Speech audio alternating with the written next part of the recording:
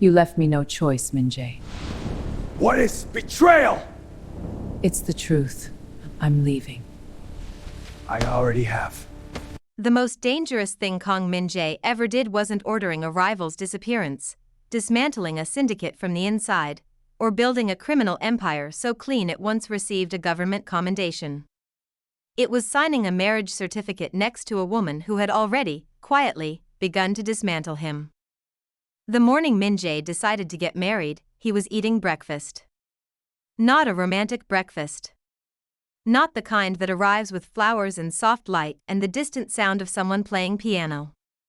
This was a 6:45 Tuesday breakfast in the Hanam-dong Mansion's East dining room, black coffee, soft tofu jjigae, and a leather folder containing a financial forensics report that had cost him 3 million won and 6 nights of Park Sung-ho's remaining sanity. He ate without tasting. He read without blinking. And somewhere between the 3rd page of account irregularities and the 6th page of offshore routing trails, he set down his spoon, looked out at the Han River glittering indifferently in the autumn light, and said, with the calm of a man announcing a minor schedule change, "Get me everything on Amara Johnson." His assistant, a young man named Ji-wook who had survived 2 years in Min-jae's employment by developing a supernatural ability to not visibly react to anything, typed the name into his tablet without a word. He sent the file to the printer. He placed it on the table. He left the room. And he did not, to his enormous professional credit, ask why his employer was requesting the full dossier of a Chicago financial investigator at breakfast on a Tuesday. That was the kind of question you didn't ask Kang Min-jae. You asked it later, to your therapist. The file on Amara Johnson arrived in 11 pages and was, in the most precise sense of the phrase, not what Min-jae expected. He had expected a bureaucrat. Someone institutional. The kind of forensic accountant who wore sensible shoes and talked about compliance frameworks at parties and whose greatest weapon was a spreadsheet. What he found instead read less like a professional profile and more like something produced by someone who had been asked to write a warning. 31. Chicago. Lagos. Before that, briefly, her father was Nigerian-American, a retired professor of economics who had apparently spent Amara's childhood making her solve logic puzzles at the dinner table instead of allowing normal conversation. It showed. Double degree in forensic accounting and international law from Northwestern. Language certificates in French, Mandarin, and Korean, the last one flagged in the margin by whoever had compiled the report, with a small asterisk and the note functional fluency, confirmed. At 26, she had walked into a Zurich hedge fund's annual shareholder meeting, sat in the back, and left with enough documented evidence to trigger a 12-country investigation. At 28, she had exposed a Lagos real estate cartel that had survived 4 government audits, 2 Interpol inquiries, and a regime change. She ran half marathons on weekends. She kept a notebook. Min-jae turned the page. Currently employed as senior investigator at Meridian Trace Consulting, Chicago. Recently retained by a private coalition, the specifics of which the report listed carefully, to investigate Kong Holdings International. The file she was building had been in progress for 2 years. Which meant that while Seo Hyun-woo was vanishing on a Tuesday morning with encrypted hard drives, Amara Johnson already had context for the theft. She wasn't just a tool the Yoons had picked up. She was the reason the Yoons had known where to look. Min-jae set the report down. He drank his coffee. He thought about chess, which he played badly and loved anyway, because it had taught him young that the most important moves on the board were rarely the ones that looked powerful. They were the ones that changed what the board meant. Amara Johnson was a problem. But a problem, repositioned, became a solution. The proposal took 2 weeks to architect. Min-jae did not do it himself. Doing it himself would have been gauche, like a general personally delivering a ceasefire letter. It went through 3 intermediaries, arrived on Amara's desk as a formally worded offer of contract partnership, and was priced with surgical precision. Meridian Trace was quietly drowning. A lawsuit filed by the Lagos cartel's surviving members had frozen significant operating capital. The firm's senior partners were having the kind of conversations that happened in low voices near closed doors. Amara's position was secure only in the way that the last tree standing in a flood is secure. The offer Min-jae's intermediaries placed in front of her was not a marriage proposal. Not yet. It was a financial lifeline, settlement of Meridian's lawsuit, full operational restoration, and a consulting retainer so generous it made Park Sung-ho flinch. In exchange, one meeting. In Seoul. In person. She came. He met her in the Kang Holdings Tower's 42nd floor conference room, a room designed specifically to communicate that whoever was sitting across from you had already won. Floor-to-ceiling glass. The whole city below. The kind of view that made people smaller before the conversation even started. Amara Johnson walked in, looked at the view for exactly 3 seconds, turned away from it, sat down, and opened a notebook. Min-jae had underestimated people before. He had never particularly enjoyed the experience. The actual proposal came at the end of the meeting, delivered by Park Sung-ho in language so carefully legal it barely resembled a question. Contract marriage. 12 months. A formal arrangement with structured benefits on both sides, primarily serving Min-jae's strategic interests but offering Amara complete financial rehabilitation and professional independence on exit. She listened without interrupting. She asked 3 questions. Then she said, "I'll need to see the terms in writing before I respond." She came back 48 hours later with a counter-proposal so detailed, so precisely structured, and containing one clause so specifically designed to protect her professional independence that Park Sung-ho read it 3 times, set it down, and asked Ji-wook quietly if there was any water nearby. Min-jae signed it. He was certain he was the one holding the pen. He was wrong about that too. The wedding happened on a Friday in October, which the internet later called Bat Friday, as if no other Friday had ever occurred. The photographs went everywhere, Min-jae in charcoal gray, Amara in a deep burgundy that the fashion press spent 72 hours misidentifying as maroon, wine, or oxblood depending on which outlet you read. His grandmother called from Busan during the reception, voice warm and entirely too amused, and said, "She looks like she could audit a cemetery. I like her." Amara moved into the Hanam-dong mansion on the following Thursday. She unpacked 2 suitcases, 1 laptop bag, and a second leather notebook that was not the same as the first leather notebook. Min-jae didn't notice that detail yet. He would. The clock started the moment she walked through the door. Neither of them knew it then. But somewhere in the architecture of a marriage built entirely on calculation, inside an empire that was quietly eating itself alive, the 30 days had already begun. If you believe that a man who treats marriage like a chess move deserves everything coming for him, leave a comment below. And if you think Amara should have walked out the door the moment she read that contract, tell us why. Hit like if you're already on her side.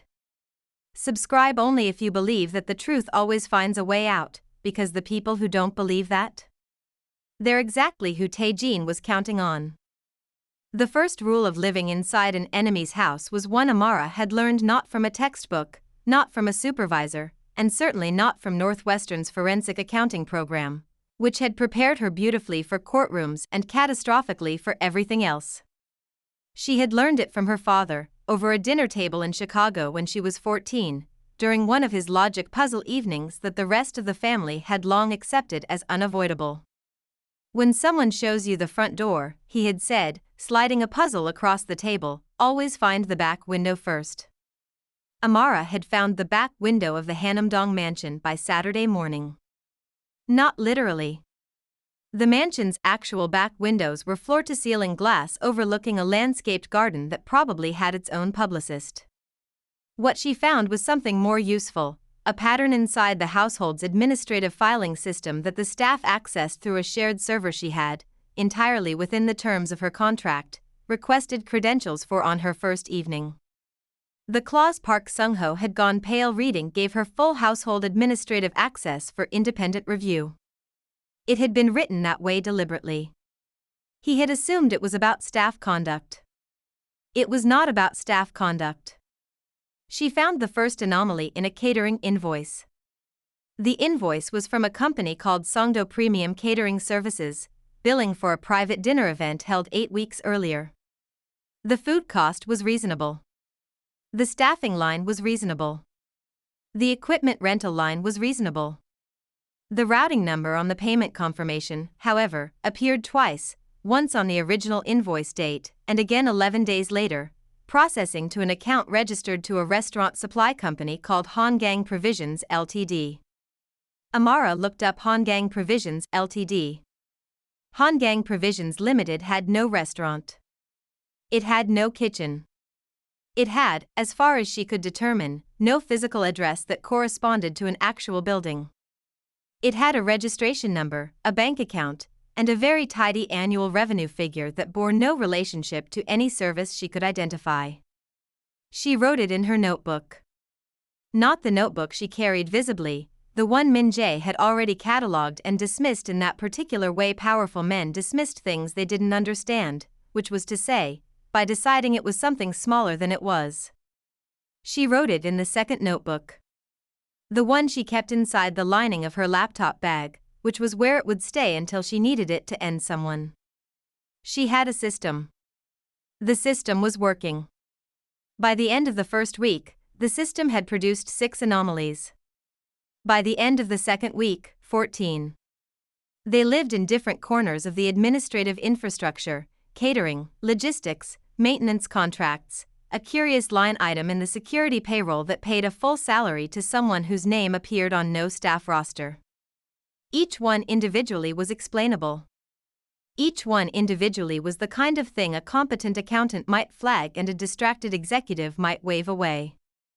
Together, however, they composed something that Amara recognized with the particular quiet dread of someone who had seen this architecture before. Someone inside Kong Holdings was not stealing. They were building a detonator. The distinction mattered enormously. A thief took what they could and ran.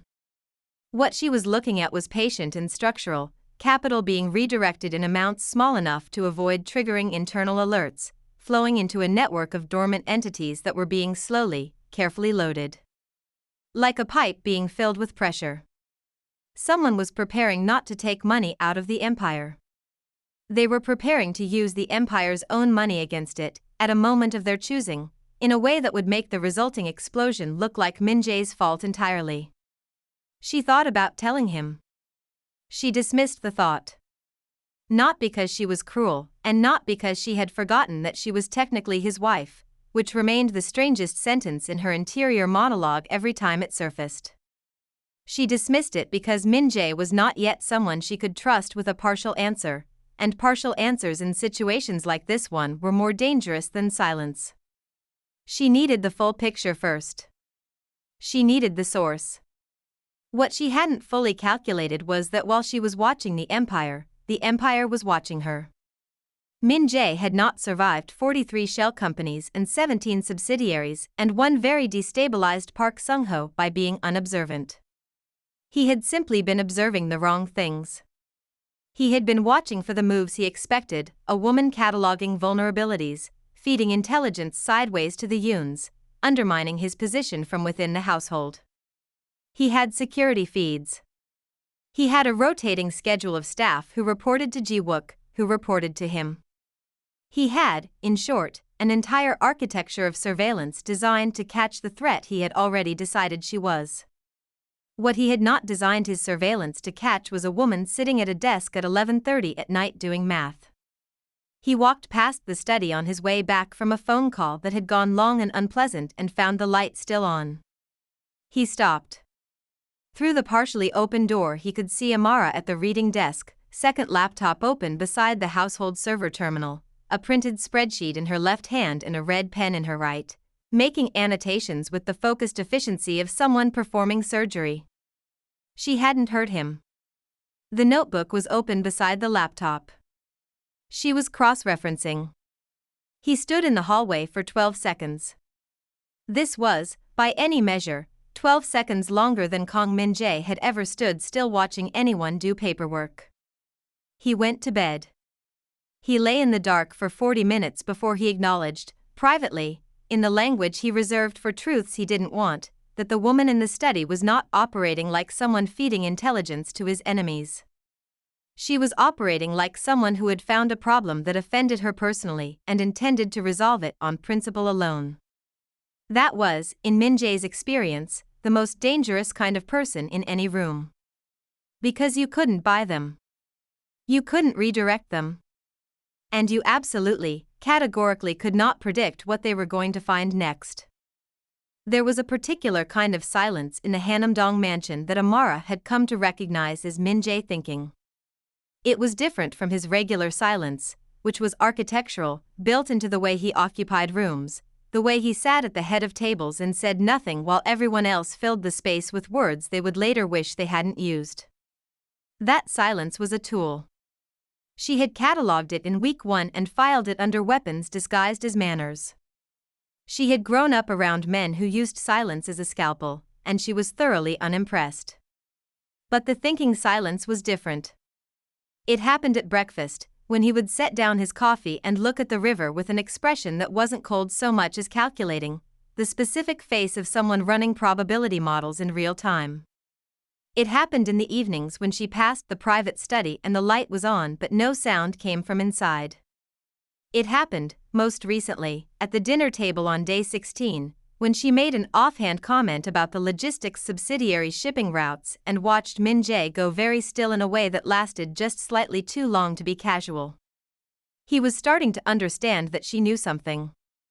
He just didn't know what. Amara found this dynamic professionally entertaining and personally exhausting, because maintaining the precise calibration of enough to be taken seriously, not enough to trigger a lockdown, required more social energy than she typically budgeted for a Tuesday. She had not come to Seoul expecting to manage the emotional weather system of a crime lord while simultaneously dismantling his internal financial conspiracy, and yet here she was, doing both, while also eating very good jjigae and navigating a household staff that had clearly decided, collectively, that they liked her better than they were supposed to. This had started with Mrs. O. Mrs. O was the mansion's head housekeeper, a woman of approximately 60 who ran the domestic operations with the quiet authority of someone who had long since concluded that powerful men were mostly just tall children who needed reminding to eat. She had presented herself to Amara on day 2 with the household schedule, a list of staff contacts, and a small plate of yagwa that she placed on the desk without comment before leaving. It was the kind of gesture that in any language meant "I've decided you're acceptable." Amara had eaten the yagwa and made a note of Mrs. O's name. On day 9, she had asked Mrs. O, very casually, whether the catering vendors changed frequently.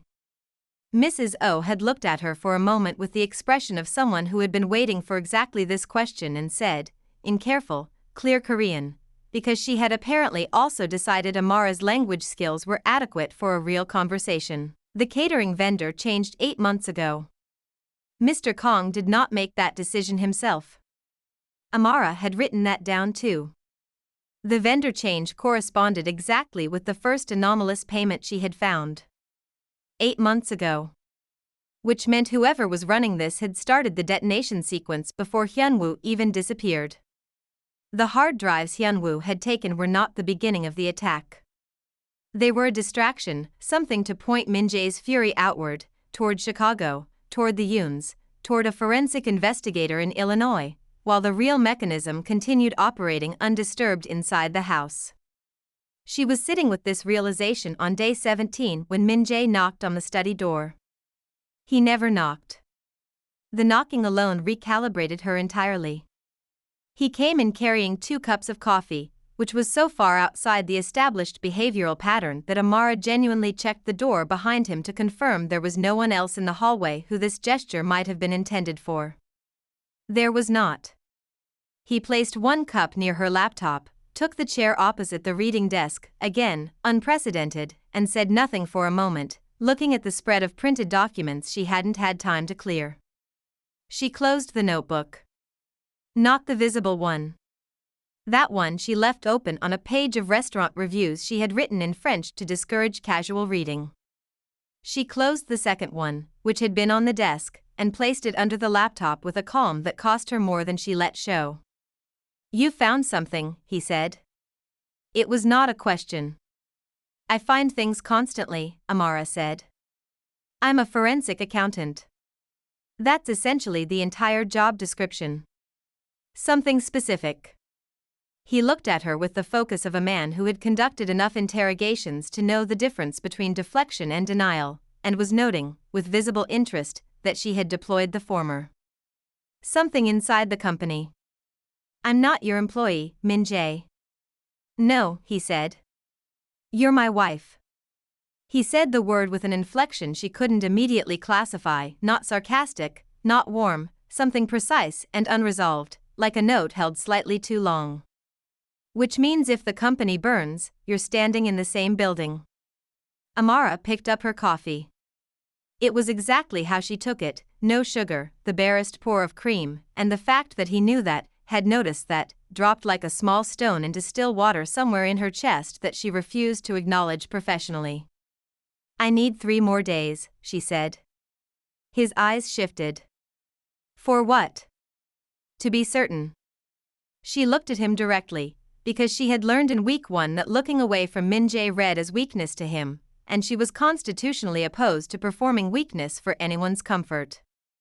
"I don't bring incomplete pictures to people who make decisions based on incomplete pictures.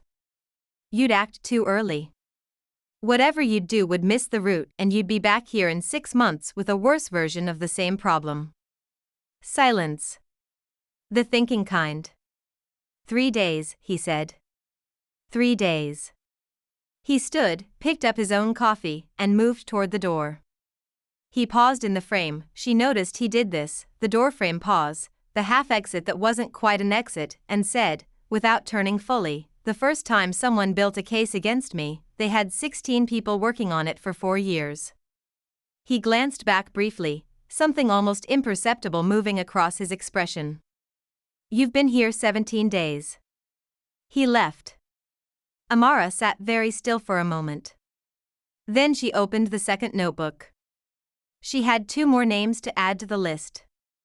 And one of them was going to destroy Min-jae in a way no outside enemy ever could, not because it would take his empire, but because it would take something he had never thought to protect. His trust in his own blood. The name Kang Tae-jin appeared in Amara's second notebook for the first time on day 19, written in her smallest handwriting, underlined once, and followed by a question mark so small it was almost apologetic. She did not like question marks. They meant she wasn't certain yet. And not being certain yet about a man who lived in the same mansion, shared the same surname on the front gate, and smiled at her over breakfast with the particular warmth of someone who had decided to find her delightful. That uncertainty sat in her chest like a splinter she couldn't locate precisely enough to remove.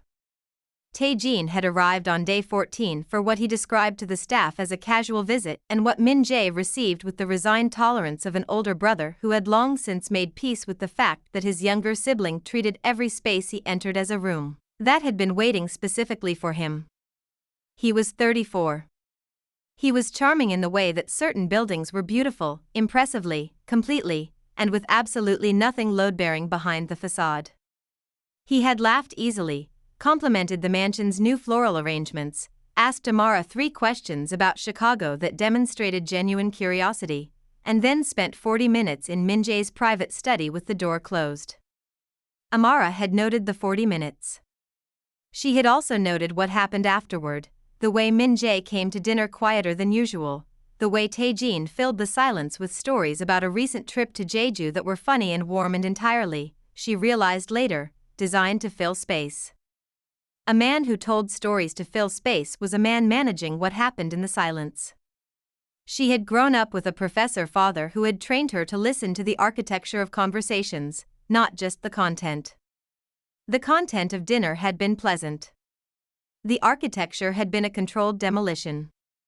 She went back through the financial threads with Tae-jin's name as a variable, and the picture that assembled itself over the next 48 hours was so precise, so geometrically complete, that it briefly made her furious, not at Tae-jin, not yet, but at the elegance of it.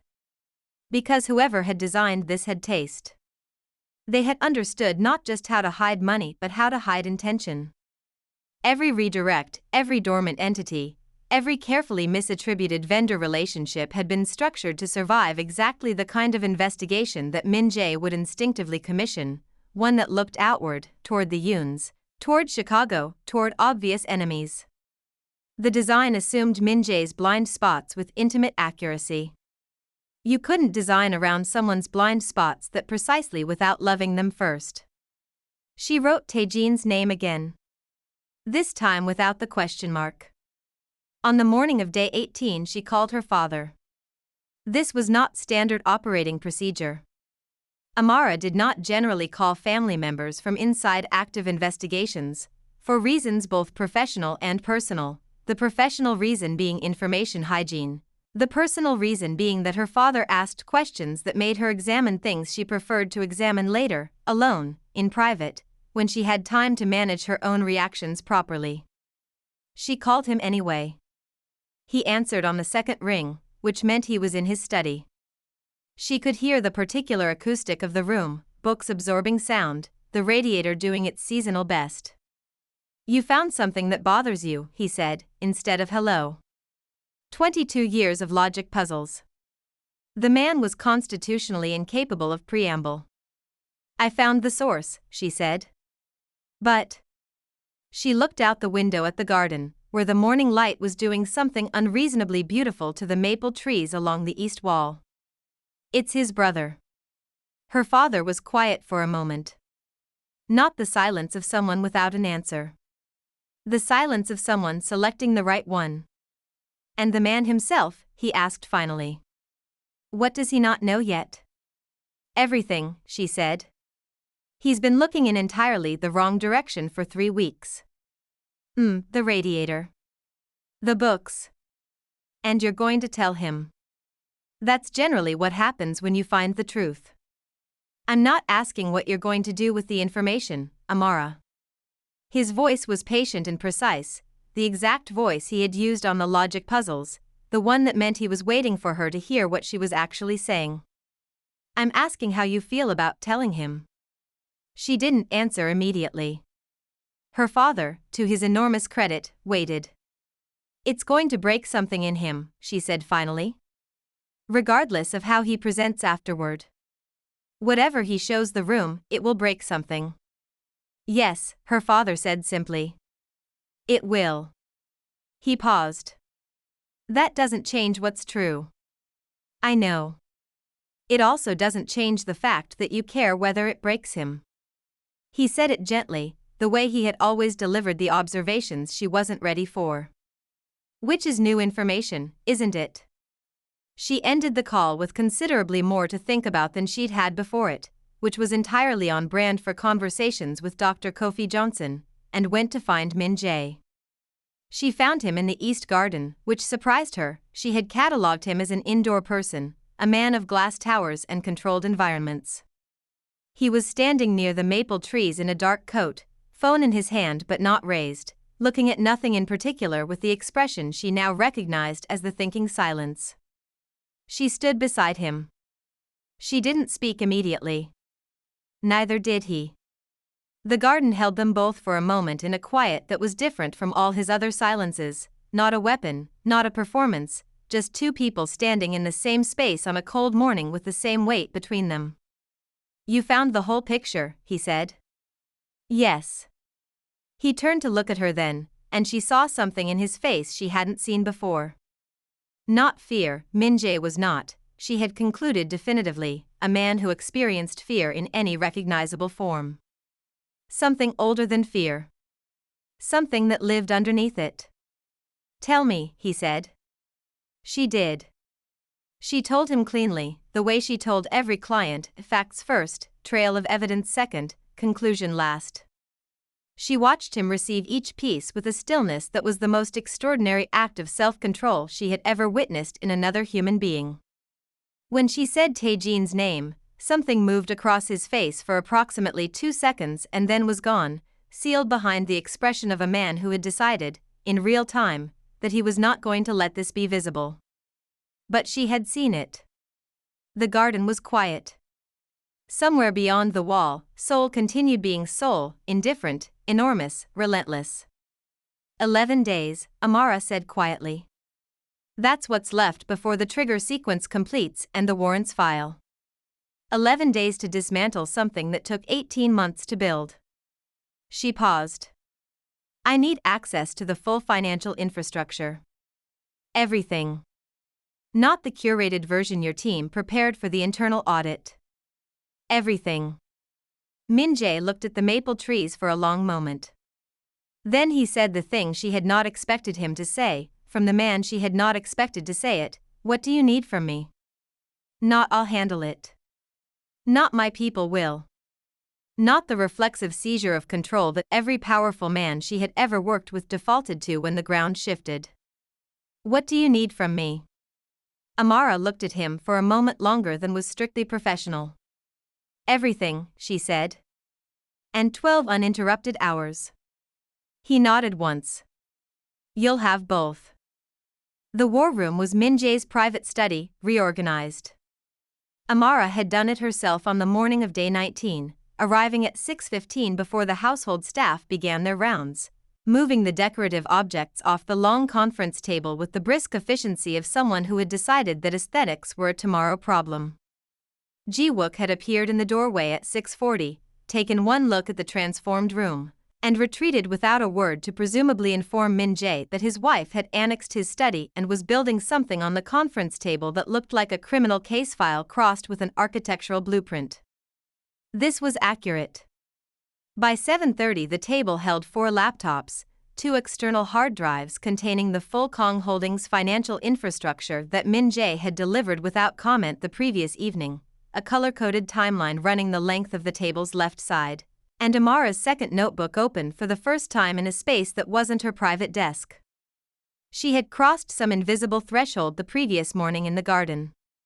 She wasn't certain exactly when professional caution had quietly stepped aside and let something more instinctive take the wheel, but she had decided to examine that development later, in a moment that didn't have an 11-day countdown attached to it. Min-jae arrived at 8 with coffee and the particular focused silence of a man who had spent the night processing devastating information and arrived the next morning ready to work rather than mourn. She had not predicted that either. She had predicted either fury or shutdown, the 2 standard responses, in her experience, when powerful men discovered they had been betrayed by someone they loved. What she had not predicted was this: a man who sat down at the opposite end of the table, opened the financial files she directed him to, and began reading with the methodical precision of someone who understood that the only exit from this room was through the work itself. She reassessed him quietly and said nothing. They worked. The architecture of Tae-jin's scheme revealed itself in full across those first hours like a photograph developing in a darkroom, shapes emerging slowly from the chemical dark, becoming first suggestions, then outlines, then undeniable images. It was, even now, even knowing what it was built to do, genuinely impressive. Tae-jin had constructed it in 3 layers. The first layer was the visible damage, the redirected catering vendors, the ghost payroll entries, the Han-gang provisions payments. These were designed to be found eventually. They were the story's first chapter, written to implicate a mid-level operations manager named Baek Sung-il who had no idea his name was threaded through the scheme like a fuse. The second layer was deeper and more elegant. A series of investment vehicles registered in the Cayman Islands, each holding fractional stakes in legitimate Kang Holdings subsidiaries, all of them positioned to trigger automatic asset transfer clauses when specific regulatory conditions were met. Conditions that, Amara noted with cold professional admiration, Tae-jin had arranged to create himself, through selective financial disclosures to a regulatory contact whose name appeared in the third layer. The third layer was where the detonator lived. It was a man named OJ1. OJ1 was 61, a former Financial Services Commission examiner turned private compliance consultant, currently retained by 4 of the shell entities in Tae-jin's network in a capacity his own invoices described as general advisory services. He was the regulatory contact. He was the one who had received the selective disclosures. He was the one who had, 9 days from now, a scheduled filing appointment with a cross-jurisdictional investigation unit that had been quietly assembling a case they believed was about Min-jae's deliberate tax architecture. It was not about Min-jae's tax architecture. It had been built to look exactly like Min-jae's tax architecture. Amara set down her pen. Across the table, Min-jae had reached the same point in the file and gone very still. He gave them 18 months of documentation, Min-jae said. His voice was level in the way that very cold water was level, perfectly flat on the surface, with enormous pressure moving beneath it. All of it structured to look like I built it. Yes. Using my own capital. Redirected through entities you technically own but haven't actively reviewed in 3 years. She paused. Which he knew, because he managed your portfolio review schedule. The silence that followed was long enough that Mrs. O appeared briefly in the doorway with a plate of food, assessed the atmospheric pressure in the room with the accuracy of a woman who had worked in this house for 11 years, and left the plate on the sideboard without approaching the table. Amara appreciated Mrs. O more every day. The asset transfer clauses, Min-jae said finally. If the regulatory filing goes through, 17 subsidiaries trigger automatic transfer within 72 hours. The Cayman vehicles are the receiving entities. Which means on paper, the moment the investigation opens formally, it looks like you moved assets in anticipation of regulatory action. She looked at him directly. Which is the specific behavior pattern that converts a tax investigation into a criminal one. Min-jae absorbed this. He didn't want the money, he said. It was not quite a question. No. He wanted the empire dismantled and your name attached to the wreckage. She kept her voice even, professional, the voice she used when she needed to deliver truths that had weight. The money was infrastructure. The goal was your complete and permanent destruction, financial, legal, reputational. The kind you don't recover from. Another silence. She watched him and thought about what her father had said in the garden's acoustic aftermath, you care whether it breaks him, and decided her father was occasionally too perceptive for anyone's comfort. Can it be unwound? Min-jae asked. That depends. On what? On whether you can get me direct access to OJ1's filing schedule and the original disclosure documents before he submits. She leaned forward slightly. If I can find the thread that connects Taejin directly to the disclosures, his fingerprints on the construction, not just the beneficiary position, then the entire evidentiary architecture inverts. The filing doesn't hurt you. It buries him. Min-jae looked at her across the table, across the color-coded timeline, across 11 days of countdown and 18 months of his brother's patient hatred, and said, I can get you OJ1. I don't need him in a room, Amara said carefully, because she had learned enough about Min-jae's industry to understand that getting someone covered a considerable range of methods. I need his documents. The corner of his mouth moved. Not quite a smile. Something more complicated and considerably more human. His documents, he said. Understood. She returned to the files. He returned to the files. Outside the study window, the city moved through its afternoon without particular concern for the two people inside, sitting across a table covered in evidence, dismantling a conspiracy one thread at a time, occasionally passing each other documents without speaking in a rhythm that had begun to feel, against every reasonable expectation, entirely natural. At some point around 4 in the afternoon, Ji-wook appeared to ask if they needed anything. Neither of them looked up. He left. He reported to no one, because some things in the Hanam-dong mansion had begun, quietly, to feel like they belonged only to the room they happened in, and Ji-wook, in the tradition of excellent assistance everywhere, understood which observations were his to keep. On day 25, Kang Taejin came to dinner uninvited. This was not unusual. Taejin treated the Hanam-dong mansion with the proprietary ease of a man who had grown up in it, which he had, and who believed his continued access to it was guaranteed by blood, which, until very recently, it had been. He arrived at 6:45 with a bottle of wine from a Burgundy producer whose name Amara recognized as extremely expensive and a smile that she now read with the precision of someone who had spent 6 days studying its architecture. The smile was load-bearing. Underneath it was 48 hours of something she had identified 2 days ago when she found the secondary trigger, a fail-safe Tae-jin had embedded in the scheme for exactly this scenario, the scenario where someone got too close. It was a dead man's switch, essentially. If the original filing was disrupted or redirected, a secondary disclosure package, pre-prepared, pre-addressed, catastrophically thorough, would automatically transmit to 3 separate regulatory bodies at midnight on day 30. She had found it on day 23. She had not yet told Min-jae. Not because she was hiding it. She was going to tell him tonight. She had spent 2 days confirming its structure, mapping its transmission pathway, and identifying the single point of vulnerability in its architecture before she brought it to him. Because bringing Min-jae an unsolvable problem was not something she was willing to do. She brought solutions. She always brought solutions. This was the professional standard she had maintained across every investigation of her career, and she was not going to abandon it now simply because the stakes had become, through a sequence of events that still occasionally surprised her when she thought about it in quiet moments, personal. Because somewhere between day 17 and day 23, they had become personal. She could not pinpoint the exact moment. That was the inconvenient thing about it.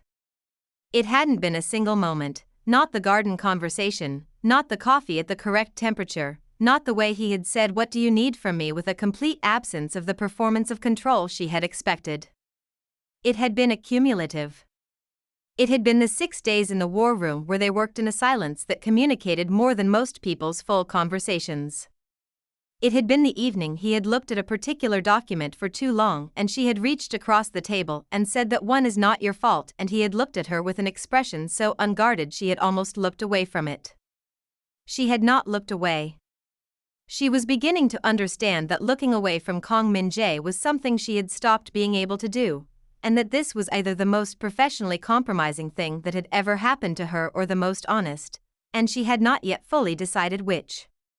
She was thinking about this when Tae-jin sat down across from her at the dinner table, poured wine with the ease of a host in someone else's house, and said, "You look like you're solving something, Amara."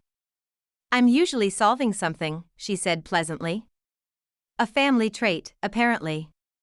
He glanced at Min-jae with fond amusement. "My brother attracts problem solvers. He always has. People who want to fix things." He tilted his head. "The difference is he usually keeps them at a distance." Tae-jin. Min-jae's voice was even. The perfect flatness of a man who had been performing normal for 6 days and was very, very tired. "I'm just making conversation." Tae-jin smiled, refilled his own glass. "How are you finding Seoul, Amara? Has the city been good to you?" Amara looked at him. She thought about the question her father always asked when she described an opponent: "What does he need you to not know right now?" She ran the answer through the new information, the failsafe, the secondary transmission, the 48 hours of increased activity she had detected in the Cayman vehicle accounts that suggested Tae-jin was checking his own infrastructure, looking for disruptions. He knew something was wrong. He didn't know how wrong. "Seoul has been very good to me," she said. "I've found it remarkably transparent. Once you know where to look." Something crossed Tae-jin's face. Gone in a quarter second, replaced immediately by the smile. But she had been watching for it and she caught it, the microscopic tightening at the corners, the recalculation happening behind perfectly composed eyes. He was good. He was genuinely, impressively good. If she had met him in any other context she might have liked him. She did not like him.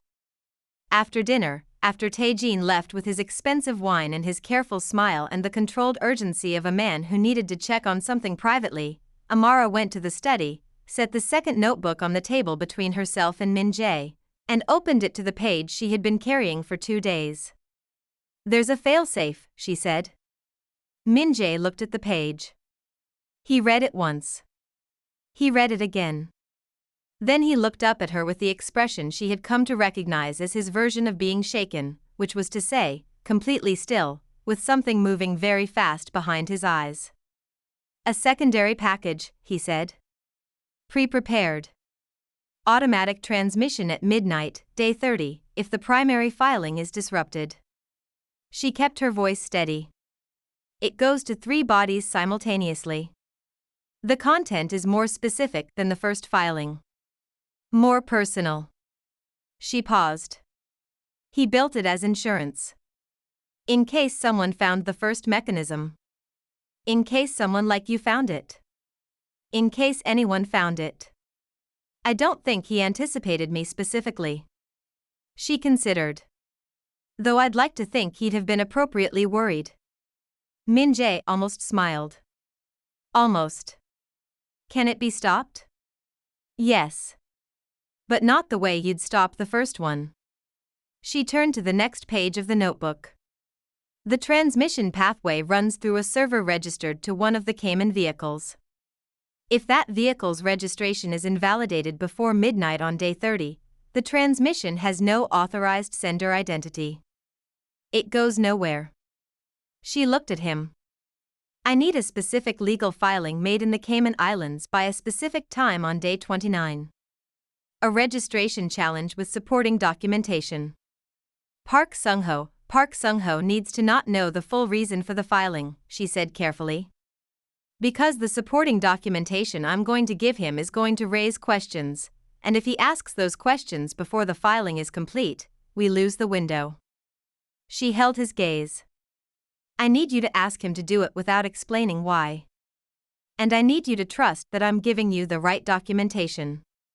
The word trust sat between them with all its history, a marriage built on its absence, 30 days of its slow and reluctant construction, the garden and the coffee and the table covered in evidence. Min-jae looked at her for a long moment. Send me the documentation tonight, he said quietly. She nodded. Outside the window Seoul blazed and hummed, enormous and indifferent.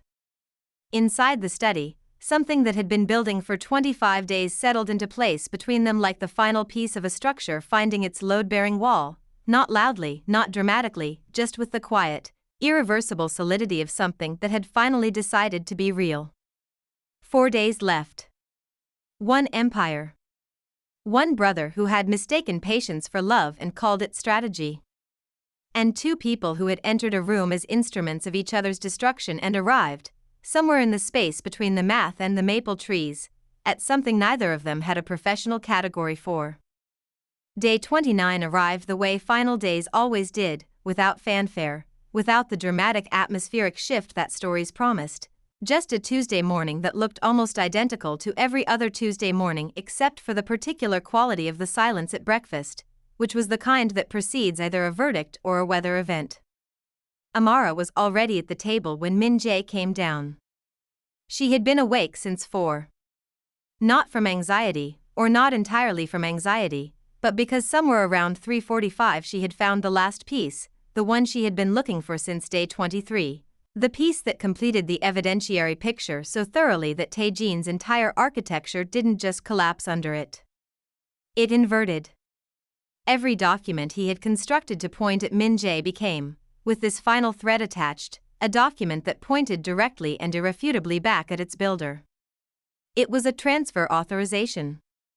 18 months old. Signed digitally with a credentials stamp that Taejin had used exactly once and then retired, presumably believing the account it was attached to was buried deep enough to never surface. It had been buried deep enough. It had taken Amara 4 days, 2 jurisdictions, and 1 3-hour conversation with a Cayman Islands corporate registry officer named Mr. Ferdinand who had the most soothing telephone voice she had ever encountered to locate it. She had it now. She placed it on the table when Min-jae sat down. He read it standing up, which told her everything she needed to know about his state of mind, because Kang Min-jae sat down for everything, meetings, confrontations, phone calls that other men paced through. He read it standing with his coffee in his hand and his face doing the controlled devastation thing she had watched him manage for 11 days, and then he set the coffee down very carefully and sat. This is the origin signature, he said. The first transfer authorization in the entire sequence. His credentials, his timestamp, his account destination. She kept her voice even and professional and did not acknowledge the 4:15 moment when she had found it and sat alone in the study with the particular feeling of a case closing, which was always, regardless of the outcome, a feeling composed equally of relief and grief, because finding the truth meant the lie was definitively over, and lies, even terrible ones, had always sheltered someone. Park Sung-ho filed the Cayman registration challenge at 7 this morning. The vehicle is invalidated. The secondary transmission has no sender. Min-jae looked at her. The failsafe is dead, she continued. The primary filing, OJ1's appointment is in 4 hours. I've prepared a counter-disclosure package. 47 pages. It includes the transfer authorization, the full trail of the Cayman vehicles, the ghost payroll documentation cross-referenced to Tae-jin's personal calendar, and a letter from Mr. Ferdinand confirming the registration sequence. She paused. When OJ1 walks into that filing appointment, your legal team will already be there with the counter-disclosure. The investigators don't get a case against Kong Holdings. They get a case against Kong Tae-jin. The silence that followed was the longest one she had ever sat inside. Outside the window, the Han River caught the early light with complete indifference to the weight of the room it was decorating. Seoul moved through its morning. Mrs. O could be heard in the kitchen doing something that involved the particular rhythm of someone who was very deliberately not listening. You saved it, Min-jae said finally. The evidence saved it, Amara said. I just followed it. Amara. She looked at him. You saved it, he said again, with a quiet precision that made it clear he was not talking about the Empire. She held his gaze for a moment, and then she did something she had not done once in 29 days inside this house. She let him see that she knew what he meant. No professional deflection. No forensic accounting of the emotional transaction. Just two people in a dining room at 7 in the morning, looking at each other across a table where the truth had finally, fully arrived. The legal filing took 47 minutes. She wasn't there for it. She had prepared everything, handed it to Park Sung-ho in the lobby of the Kong Holdings Tower with instructions so precise he had asked only one question, which was whether he needed to understand all of it before proceeding. She had told him no. He had gone inside with the expression of a man who had decided that not understanding things was sometimes the most professional option available, and she had walked back out into the Seoul morning and stood on the pavement for a moment, breathing air that felt different from the air she had been breathing for 29 days. Not lighter exactly. More resolved. She called her father. He answered on the first ring, which meant he had been waiting. It's done, she said. All of it? All of it. He was quiet for a moment. She heard the radiator. The books. The particular acoustic of a room full of logic puzzles that had all, eventually, turned out to be about this. And the other thing, he asked. She watched a delivery truck navigate a corner on the street below with tremendous optimism and limited success. The other thing is also done, she said. I just haven't told him yet. Her father made the sound he made when he was smiling and didn't want to be obvious about it. Come home soon, he said. I will. She put the phone in her pocket and turned back toward the building. She found Min-jae on the 42nd floor, standing at the window she had looked away from on the day they met, the floor-to-ceiling glass with the whole city below, the view designed to make people smaller. He was not looking at it the way she had expected powerful men to look at things they owned. He was looking at it like someone who had just been returned something they had almost lost and was still in the process of understanding what it was worth. Tae-jin had been picked up by Min-jae's legal team 2 hours earlier and delivered with full documentation to the Financial Services Commission before OJ1's appointment. The investigators had spent 40 minutes with the counter-disclosure and emerged with a different name on their paperwork than the one they had arrived expecting. Park Sung-ho had reportedly cried briefly in a corridor and then denied it to everyone. It's over, she said. Min-jae turned from the window. He looked at her with an expression that had none of his usual architecture in it, no controlled flatness, no strategic distance, none of the carefully engineered stillness she had spent 29 days learning to read past. Just the actual face of the actual man, which was, she had known for at least a week, considerably more dangerous to her equilibrium than anything else in the building. "The contract," he said. 12 months. "Yes. I'd like to renegotiate it." She looked at him. "On what grounds?" "On the grounds that the original terms were written by a man who believed he was the only strategist in the room." Something moved across his face, not quite the almost smile she had catalogued, something more complete than that, something that had apparently been waiting for the right moment to arrive fully. He was wrong about that. He was wrong about several things. Amara was quiet for a moment. Outside, the city blazed and hummed. "New terms would need to be negotiated," she said carefully, and something in her voice had changed from its professional register, dropped into something she almost didn't recognize as her own. "I'm aware." He crossed the room. He stopped at the correct distance, not presumptuous, not distant, the exact distance of a man who had learned, over 29 days, that this particular woman respected precision above all things. "I have a lawyer who hasn't slept properly in 3 years. He's available immediately." She looked up at him.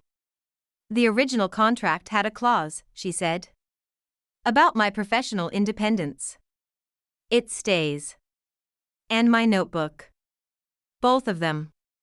She held his gaze. Then Amara Johnson, who had dismantled hedge funds and cartels and 18 months of architectural betrayal, who had followed the truth across an ocean and straight into the most complicated room of her life, who had arrived as an instrument of someone else's revenge and left as the only person in Seoul who had truly understood what the empire was worth, smiled. Not the professional smile.